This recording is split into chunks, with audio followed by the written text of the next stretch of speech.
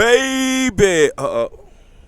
Baby, it's your boy Shaka Big Name Mafioso, the Dun Dada Culture Ninja with another touch finger behind his back, aka Shaka Black, aka Shaka Fuego, aka SB Panther, aka Shaka Big Name, aka Shaka Flame. Listen, this is part 2 of Steven Greer, a expert UFOologist. And so far on part 1, we learned that he grew up in the hood, you know what I'm saying? He came from a shack. He lived in the shack in the backwoods, and he had a big booty black girlfriend that was in the hood, that was dangerous to be about. But that's not what it's about. This is not what this is about. This is about UAPs, UFOs, and the government coming out and telling us that they are real and they have found non-human, what they call it, non-human biologics in crashed aircraft. And they came out and said it in front of Congress. But it's amazing to me that nobody cares. Nobody cares. And, you know, since nobody cares, I guess the UFO people come in the street side and they doing interviews with VladTV. So let's get into part 2. Dr. Steven Greer, people. And just for the sake of our audience in establishing your credentials, you are a medical doctor. You don't just have doctor in front of your name for no reason. Right. Where did you Dr. study? Shaka got doctor in front of his name for no reason. And how long did you practice? Well, I practiced I studied in Tennessee and then did my Chapel Hill residency in North Carolina. Okay. And then practiced in North Carolina for a couple of decades, and then I'm still current. I still keep my stuff current, but I'm not in the emergency department anymore. Besides, I'm too old for that. That's a tough gig, my friend. But how old is bro? But so that's sort of my background. And during that period, what's interesting is back in the day when I'm running this emergency department, I'd been chairman of emergency medicine, and I got involved with this issue. And by 1993, when Bill Clinton got elected, I was asked to fly up to Washington to brief the administration and his first director of the CIA.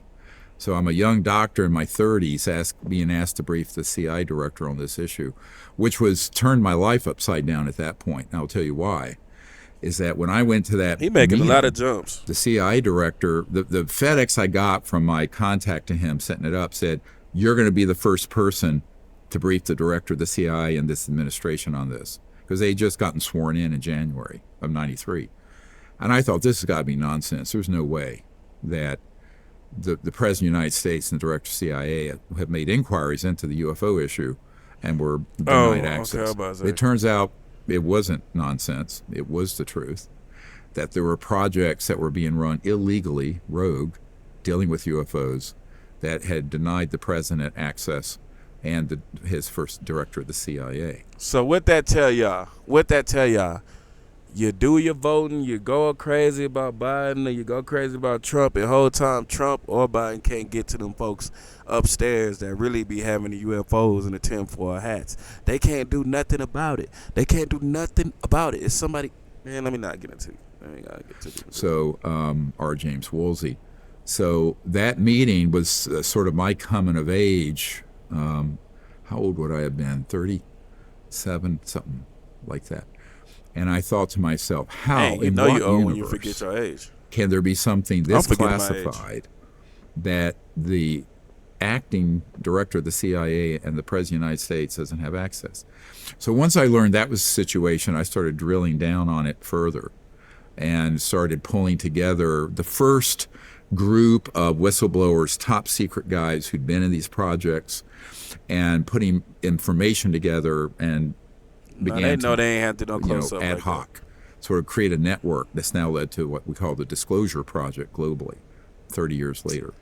I don't know, bruh. So you mean to tell me, it just ain't making sense. He came in as a doctor. He was making some stuff about UFOs. All of a sudden, he gets so much clout from the stuff he making about UFOs. The president was like, I can't get upstairs and knock on that door and get this information. So I'm going to hit this guy up, and he's going to tell me everything we need to know because he knows everything there is to know about UFOs. Let's continue. But that's how it all started, and it started because here's the funny thing about it. It didn't start because I was doing anything with the government.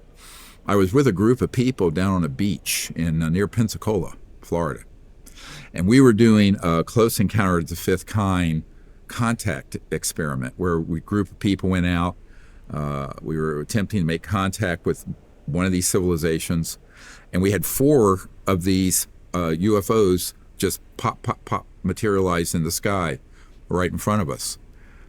He's not gonna describe the process he used. Did he bang on the goddamn trash can top? What did you do?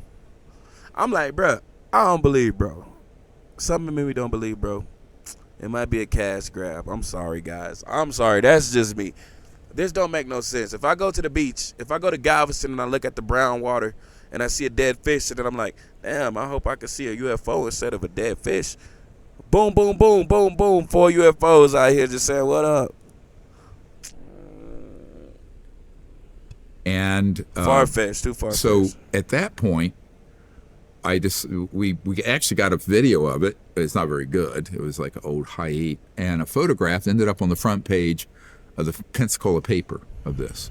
So the guy who had been head of our Army intelligence and special forces contacted me, General Albert Stubblebine III, and General Alfred Stubblebottom IV. Come on, bro.